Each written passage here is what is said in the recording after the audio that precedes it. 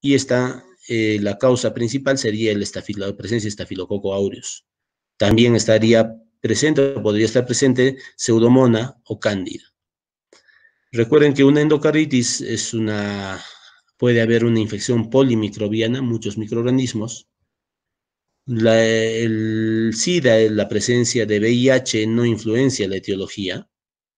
Y 5 a 15% de nuestros pacientes tienen hemocultivos negativos, ya sea porque han recibido tratamiento previo, ¿no?, o porque tienen condiciones especiales, ¿no? Y aquí sí tenemos las causas y los microorganismos que producen las endocarditis. Si tenemos endocarditis de válvula nativa, principalmente adquirida en la comunidad, 40% de estos tienen streptococos a la cabeza, ¿no? Y si están asociados a cuidados, es mucho menos, ¿no? Si tenemos la segunda causa, vendría a ser el Staphylococcus aureus, pero si el paciente ha estado, por ejemplo, en un geriátrico, hospitalizado, ya el estafilococo sería la primera causa. Si vamos de válvula protésica, ¿no?, un paciente operado de una válvula, dependiendo, ya hemos dicho, si es menos de 2 meses, el paciente, la principal causa es los estafilococos coagulasa negativos y el Staphylococcus aureus a la cabeza. Si es entre 2 meses y 1 año, se mantiene el Staphylococcus coagulasa negativos y el Staphylococcus aureus ya disminuye. Pero si es más de 12 meses, la principal causa son los streptococos y los Staphylococcus aureus, ¿no?, básicamente. Y si en pacientes con endocarditis, drogadictos que usan endovenosos, el lado derecho es el principal, a la cabeza el Staphylococcus aureus. Si es del lado izquierdo, puede ser estafilococos, enterococos, streptococos. Y si es,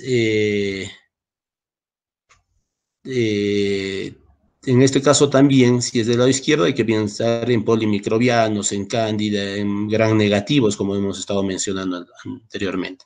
Entonces, entre streptococos y estafilococos son las principales causas de enfermedad. Y miren, solo en los pacientes que tienen válvula nativa o operados más de 1 año, los del grupo HASEC, ¿no?, que hemos dicho ya, el Haemophilus, Lactinobacter, el Quinquela, el Cardiobacterium, que son los principales.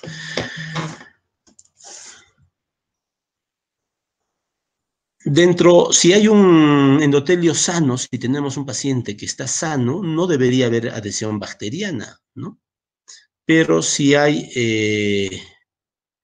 alguna otra patología, ¿no?, podríamos, como insuficiencias mitrales, insuficiencias aórticas, valvulopatías, estenosis aórtica, comunicaciones interventriculares, cardiopatías congénitas cianóticas, prolapso de válvula mitral, podrían estar asociados a enfermedad cardíaca degenerativa, también van a ser predisponentes a endocarditis infecciosa.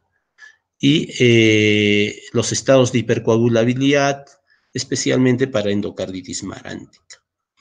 Entonces, si hay una lesión endotelial en el velo valvular, por ejemplo, este es un velo de una válvula, puede haber un proceso de cicatrización y esto es como un lugar predisponente para desarrollar una contaminación si hay una bacteriemia, ¿no?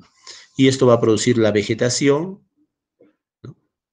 Y primero, lo que va a haber la lesión endotelial va a producir agregación plaquetaria, ¿no?, o acúmulo de fibrina. Si hay bacteriemia, colonización y la presentación de la vegetación que estábamos mencionando, y después lleva a la cicatrización y a la falla valvular, ¿no? Aquí estamos viendo cómo los polimorfonucleares, por esta estimulación y colonización del Staphylococcus aureus, va a ser llamados y se activan e ingresan y se vuelven en macrófagos, ¿no? Con activación del interferón, del factor de células T, y estos van a producir la vegetación, ¿no? Con una formación de un absceso y otros. Disculpen un rato, chicos. Buenos días.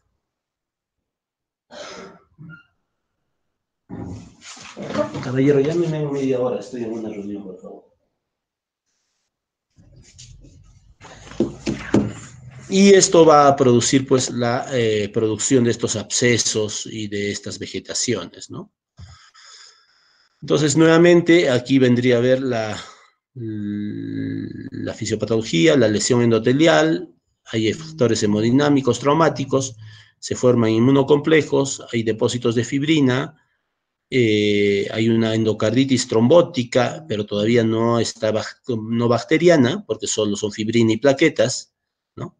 Esto nos va a ayudar, nos va a llevar con, si hay un traumatismo, hay una bacteriemia producida por un traumatismo de piel, de mucosas, en drogadictos, va a haber bacteriemia y se va a haber adherencia y colonización, y esto se va a juntar con esta endocarditis trombótica no bacteriana y va a producir la vegetación séptica. Va a producir destrucción vascular y todas las manifestaciones cardíacas.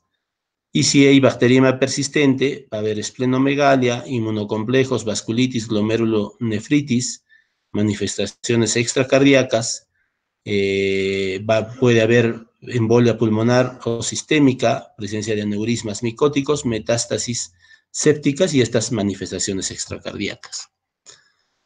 Entonces, el cuadro clínico de la endocarditis infecciosa está producido por la producción de citoquinas, todo lo que va a dar manifestaciones constitucionales, ¿no? Fiebres, manifestaciones de sepsis, ¿no?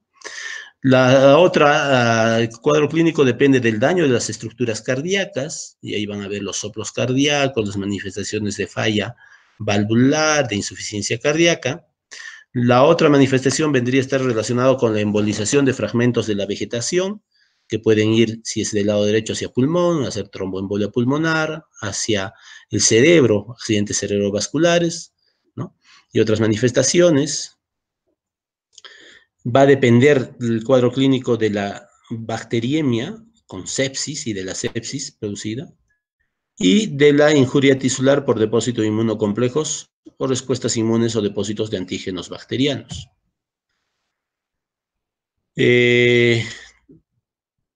Si tenemos una tabla de la frecuencia, a la cabeza, el 80-90% de estos pacientes con endocarditis infecciosa va a tener fiebre. Algunos, sudoración, malestar, ¿no? Anorexia, pérdida de peso, mialgias, artralgias, manifestaciones generales, y ya posteriormente dolores de espalda, dorsalgias. Un gran porcentaje tiene soplos cardíacos, ¿no?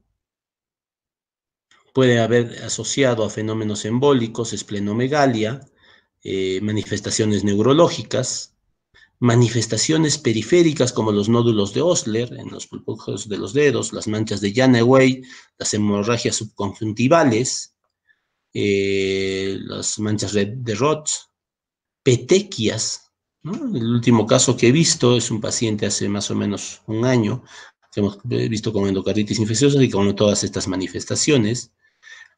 Se asocia en un gran porcentaje a anemia, leucocitosis y hematuria microscópica. Entonces tienen que pedir un examen de orina o un hemograma para poder encontrar todas estas manifestaciones.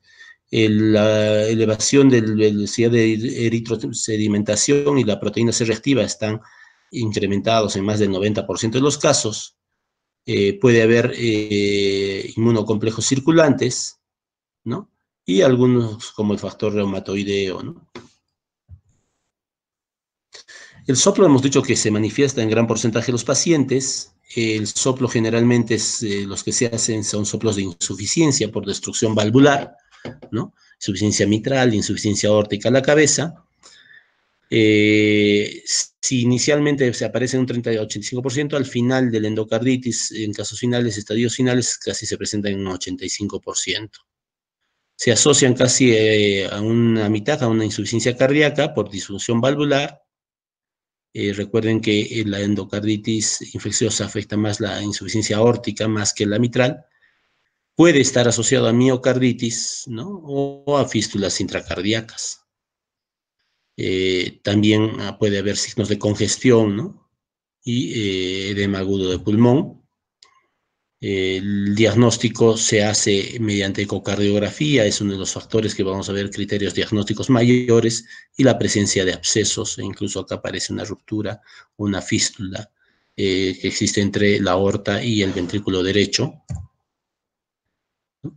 Hay ciertas patologías como la comunicación interventricular, y hemos dicho que son gran predisponentes para desarrollar endocarditis infecciosa, como en este caso, ¿no? O puede haber rupturas cardíacas, ¿no? Como en este caso, y causa de muerte. Puede estar asociado a la presencia de, por ejemplo, aquí, una bloqueo auriculoventricular con una disociación. Estas son las ondas P, que van a más o menos 150, 170 latidos por minuto. Y miren los complejos QRS, ¿no? Que son anchos, están yendo a otro ritmo, ¿no? Una frecuencia más o menos de 30, 42 latidos por minuto aproximadamente, ¿no? Y esto puede ser por una producción de abscesos, ¿no? Que estábamos viendo aquí, y que pueden comprometer el tejido de conducción y producir bloqueos cardíacos auriculoventriculares de tercer grado, como en el caso anterior. Esta es la presencia de una vegetación, ¿no? Una lesión con la perforación de la válvula. Y como hemos dicho, existen manifestaciones extracardíacas que están relacionadas con la duración de la infección, generalmente. Menos frecuentes por el diagnóstico temprano, se producen endocarditis aguda y afectan tanto a piel, vasos, riñones, pueden haber abscesos en estos lugares, el sistema esquelético y el sistema nervioso central. Dentro de las manifestaciones cardíacas estarían los nódulos de Osler, ¿no? Hemorragias en astilla, subunguiales, ¿no? Generalmente estas manifestaciones se dan en extremidades superiores e extremidades inferiores, ¿no? Hemorragias subconjuntivales, las manchas de Roth, abscesos intracerebrales, ¿no? Hemorragias y también algunas manifestaciones a nivel vascular cerebral. En adictos, las endocarditis en adictos se manifiestan por fiebre, ¿no? A veces es muy difícil encontrar el soplo, ¿no? Ya en eventos muy tardíos o en etapas muy tardías. Estos pacientes hacen tos con dolor pleurítico y nos hace sospechar de un pioneumotórax. Y el diagnóstico es en base a estos criterios que han sido modificados hasta hace unos años, ¿no? Son los criterios de Duke, ¿no? Para el diagnóstico de endocarditis infecciosa, y que son los criterios de Duke modificados, los últimos, que podemos ver, y que son los que actualmente están en las guías. Existen criterios mayores. Para criterio mayor existe la presencia de dos patologías, de dos manifestaciones principalmente. El hallazgo de cultivos positivos, hemocultivos positivos, y la evidencia de que está comprometido el endocardio, y esto se da principalmente con la ecocardiografía. Dentro de las endocarditis infecciosa por cultivos positivos están los microorganismos típicos, ¿no? En la cual encuentras el hemocultivo positivo en dos muestras separadas del hemocultivo, Y aquí los gérmenes principales, el Streptococcus viridans, el Streptococcus bovis, los microorganismos del grupo HACCP, ¿no? Haemophilus, Actinobacillus, el Actinomycetocomitans, el Cardiobacterium, el Leichenella y la Quinguela que hemos estado mencionando, el Staphylococcus aureus, ¿no? O los enterococos adquiridos en la comunidad en ausencia de un foco primario. Microorganismos consistentes con endocarditis infecciosa de unos cultivos positivos. Creo que nos salimos de la reunión, esperen un ratito.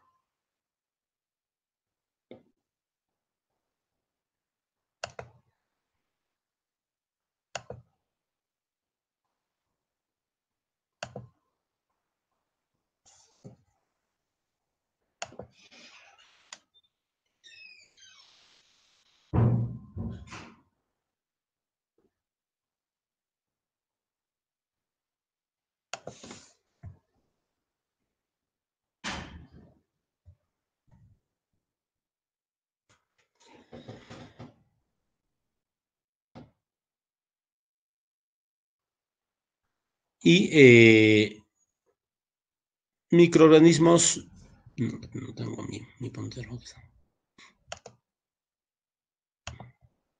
Microorganismos consistentes con endocarditis infecciosa de hemocultivos persistentemente positivos, definidos como al menos 2 cultivos positivos en sangre, con diferencia de 12 horas, o 3 de 4 hemocultivos separados o de tomas de sangre separadas con al menos 1 hora entre ellas. Y también un cultivo positivo único por Coxiella burnetii o por anticuerpos mayores de 1 en 1800 de inmunoglobulina G. Entonces, si ustedes tienen un cultivo positivo por Coxiella burnetii, ya te hace un criterio mayor, ¿no? Es importante. En los otros sean 2 o 3 cultivos o 2 de acuerdo a lo que hemos mencionado anteriormente. La evidencia de que está involucrado el endocardio es la ecocardiografía, como hemos mencionado. La ecocardiografía positiva está definida por la presencia de masas intracardíacas oscilantes en estructuras de soporte o en válvulas. La presencia de jets regurgitantes, de insuficiencias valvulares, o en un material implantado, ¿no? Como como puede ser un marcapaso, un dispositivo que hemos mencionado. Entonces, si hacen una masa intracardíaca oscilante, es un ecocardiograma positiva para endocarditis infecciosa. Si encuentran abscesos, como hemos visto en las diapositivas anteriores, o la dehiscencia de una válvula protésica en la cual el jet debería ser paravalvular, en la cual vamos a encontrar también vendría a ser una ecocardiografía positiva. También la otra sería la regurgitación valvular nueva o empeoramiento de un soplo cardíaco preexistente, en la que podríamos ver, el paciente ya tenía una insuficiencia mitral leve y ahora encuentras moderada o severa, es también un diagnóstico de una evidencia de un componente ecocardiográfico positivo.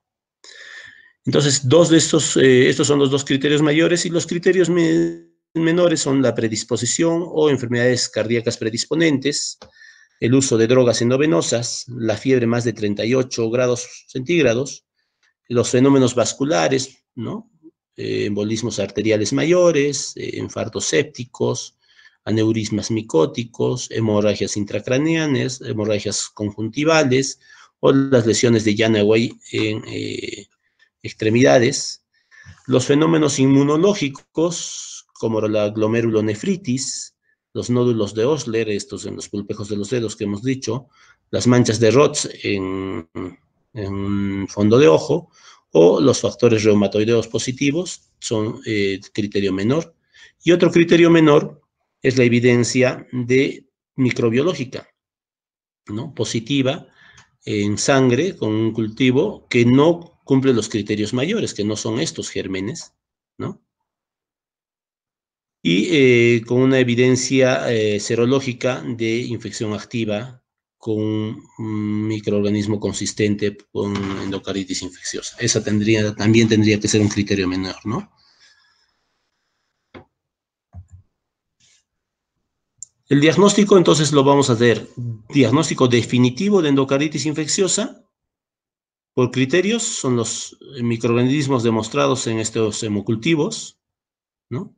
Y las lesiones patológicas evidentes, como vegetación o abscesos confirmados, ¿no? Para endocarditis. Entonces, los criterios serían 2 criterios mayores, o un criterio mayor y 3 menores, o 5 de los criterios menores mencionados anteriormente. El diagnóstico posible de endocarditis infecciosa, acá hay alta sospecha, es un criterio mayor y un criterio menor, o la presencia de 3 criterios menores. Y el diagnóstico de no endocarditis infecciosa, o en la que tú descartas endocarditis infecciosa, es encontrar otro diagnóstico alternativo de la fiebre, o la resolución de los síntomas de endocarditis infecciosa del síndrome con anticuerpos antes de los 4 días. Si tú le das antibióticos antes de los 4 días y resuelven estos signos y síntomas, pues también rechazas, eso debe ser otra patología. O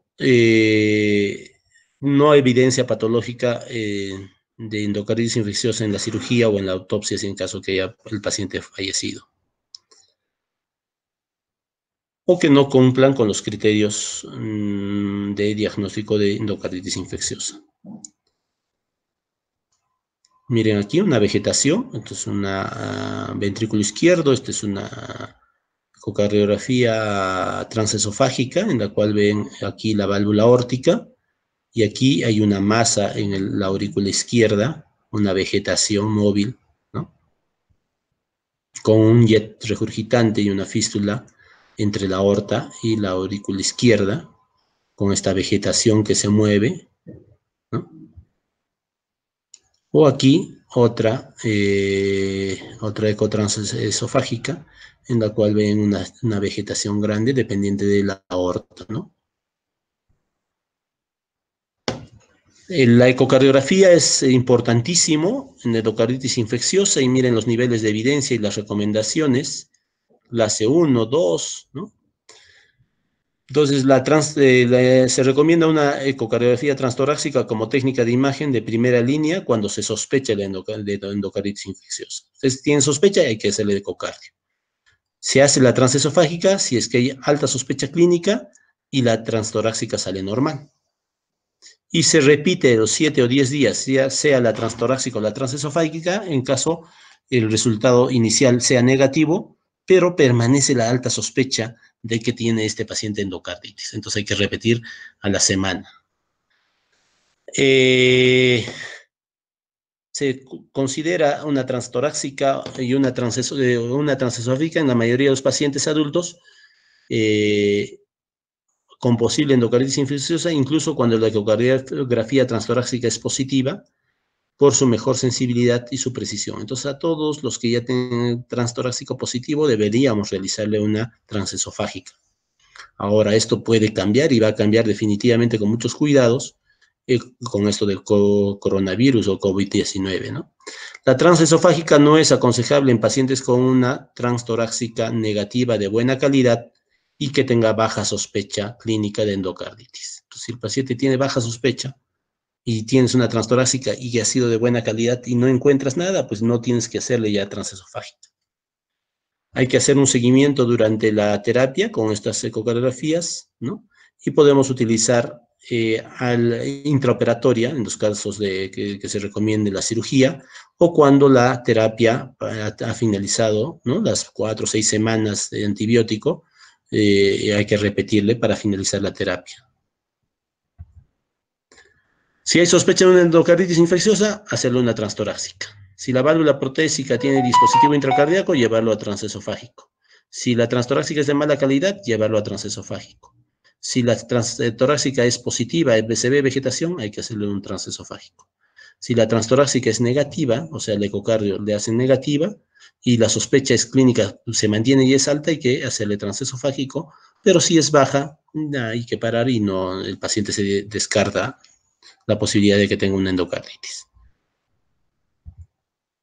Miren, este es una endocarditis de una válvula protésica. Este es un paciente que lo operaron, le pusieron una válvula, aquí parece aórtica, y después se infectó, hizo una endocarditis de esta válvula. Hay una vegetación en esta válvula, miren la vegetación. La terapia de la endocarditis de válvula nativa es causada generalmente por, hemos dicho, por el Streptococcus viridans y es altamente susceptible a penicilina, ¿no? Y también el Streptococcus bovis, y aquí están, ¿no?, los medicamentos que podemos utilizar: penicilina G sódica por 4 semanas, o si es que no desean, o podemos utilizar ceftriaxona de 2 gramos por día por 4 semanas. Aquí están las dosis pediátricas. O el uso de ceftriaxona más gentamicina o penicilina más gentamicina, ¿no? Y si el paciente es alérgico a la penicilina, la vancomicina, ¿no? La vancomicina a estas dosis. Si el paciente tiene endocarditis de válvula nativa, pero está usado por el Streptococcus o viridans o el Streptococcus bovis, pero este Streptococcus es resistente a la penicilina, lo que deberíamos utilizar es Ceftria o Peni más Genta y asociado a vancomicina, ¿no? Si es causada por un estafilococo y no hay material protésico, lo que deberíamos hacer es oxacilina con gentamicina, o para pacientes alérgicos a las penicilinas, entonces cefazolina, si es que no es alérgico, con gentamicina, y si son pacientes resistentes, vancomicina.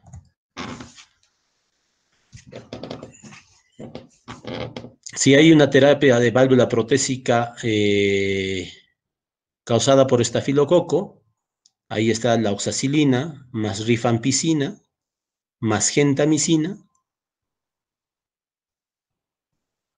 o vancomicina más rifampicina más gentamicina en los pacientes que tienen alergia a las penicilinas. En quienes indican la cirugía, la intervención quirúrgica cardíaca, en aquellos pacientes que tienen endocarditis, que tengan moderada a severa falla cardíaca congestiva,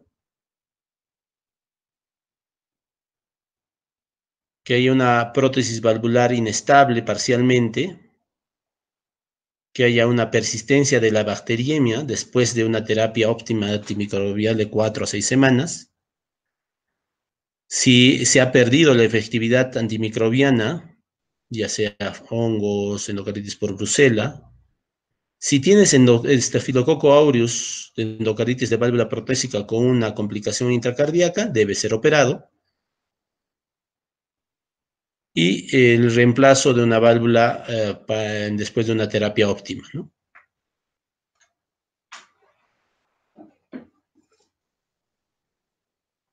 Si quieres una cirugía para considerar fuertemente mejorar el alta de tu paciente, si hay una extensión o una pericarditis perivalvular, si hay una pobre respuesta antibiótica, si la vegetación es más de 10 milímetros de largo, ¿no?, o hay con riesgo incrementado de embolismo, si hay una fiebre no explicada por más de 10 días y los cultivos están negativos, hay que operar a este paciente y la pobre respuesta debido a resistencia a los antibióticos o bacilos gram negativos. En estos hay que sugerir fuertemente considerar la posibilidad de una cirugía cardíaca.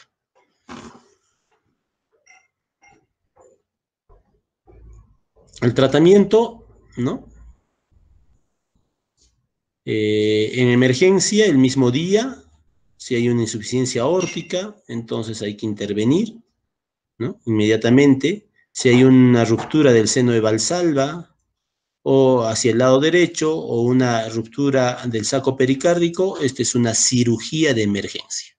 Entonces, ¿en quiénes operamos de emergencia? En estos casos. Una cirugía de urgencia dentro de las primeras 48 horas, si hay obstrucción valvular por una vegetación, si hay una válvula protésica inestable, si hay una insuficiencia o regurgitación, sea aórtica o mitral, con falla cardíaca estadio 3 a 4, o sea, clase funcional 3 o 4, o cuando hay una vegetación más de 10 milímetros de diámetro. Si hay una extensión paravalvular o si hay una pérdida de la efectividad del antibiótico, también. Y cuando es selectivo, cuando decimos sí hay que operarlo, pero todavía hay que darle antibióticos, si la vegetación, el diámetro es más de 10, pero la disfunción valvular aórtica todavía es severa. Si hay una regurgitación protésica paravalvular progresiva, va incrementándose progresivamente. Y si hay una disfunción valvular persistente con una infección más de 7 a 10 días de terapia antimicrobiana o una endocarditis por hongos, ¿no? Entonces, en estos habría que dar primero los antibióticos y ver cómo evolucionan estos pacientes y para definir. Recuerden que en este caso habría que ver si este paciente necesita urgentemente o no, ¿no? La cirugía. ¿Cuáles son los pacientes que van con mal pronóstico en pacientes con endocarditis infecciosa? Si es de características propias del paciente, los que son mayores, edad avanzada, los que van endocarditis sobre una válvula protésica, los diabéticos insulino dependientes, o si tienen una comorbilidad cardiovascular. Si depende de las complicaciones de la endocarditis, diríamos los que están con insuficiencia cardíaca, los que están con falla renal, los que han hecho ACVs o ictus, el shock séptico y las complicaciones perianulares. De las características del microorganismo, los que van peor son los que están comprometidos, una endocarditis producida por estafilococo, por hongos o por bacilos gram negativos, y de los resultados ecocardiográficos, los que tienen complicaciones perianulares, regurgitación de válvula izquierda grave, fracción de eyección baja, los que tienen hipertensión pulmonar, los que tienen grandes vegetaciones, los que tienen disfunción grave protésica y los que tienen un cierre prematuro de la válvula mitral y otros signos de incremento de la presión de fin de diástole. Entonces, hay que hacer profilaxis, sí, un adecuado mantenimiento de la cavidad oral, ¿no? Es importante.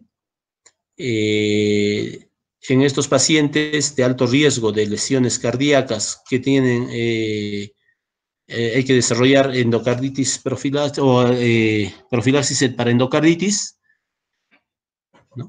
En los pacientes que tienen prótesis valvulares, estos pacientes deben recibir profilaxis antibiótica. Si han tenido endocarditis previa, también previa a todo procedimiento, sea odontológico, ¿no? Deben recibir antibióticos. Si tienen una cardiopatía congénita cianótica no reparada o una cardiopatía, un defecto cardíaco congénito, después de la cirugía, durante los 6 meses después de la cirugía, también deben recibir. Si hay una enfermedad o una patología congénita reparada pero incompleta y que tenga un material protésico, deben recibir una profilaxis antibiótica. Y los pacientes que están sometidos a trasplante cardíaco, ¿no?, también deben recibir una profilaxis antibiótica. ¿Qué antibiótico? La amoxicilina. Damos 2 gramos 1 hora antes del procedimiento y repetimos 4 a 6 horas después del procedimiento, vía oral. Y los que no puedan tomar medicación oral, pues podemos darle ampicilina endovenosa, 2 gramos, o intramuscular, dentro de la primera hora antes del procedimiento, dentro de la primera hora del procedimiento. Los que tienen alergia a la penicilina pueden usar acitromicina, 500 miligramos, 1 hora antes del procedimiento, cefalexina, 2 gramos, 1 hora antes del procedimiento, o clindamicina, 600 miligramos vía oral, 1 hora antes del procedimiento. Y los que están alérgicos a la penicilina y no pueden usar vía oral, podrías utilizar ceftriaxona, cefazolina, si no tienen una reacción cruzada con las cefalosporinas, 1 gramo intravenoso o intramuscular 30 minutos antes del procedimiento, o la clindamicina endovenosa intramuscular 1 hora antes del procedimiento.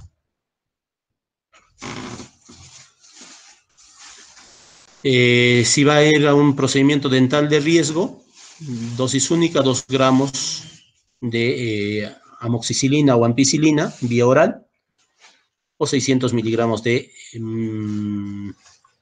clindamicina. Bueno, chicos, yo creo que con eso hemos terminado la parte que deberíamos continuar. Nos hemos retrasado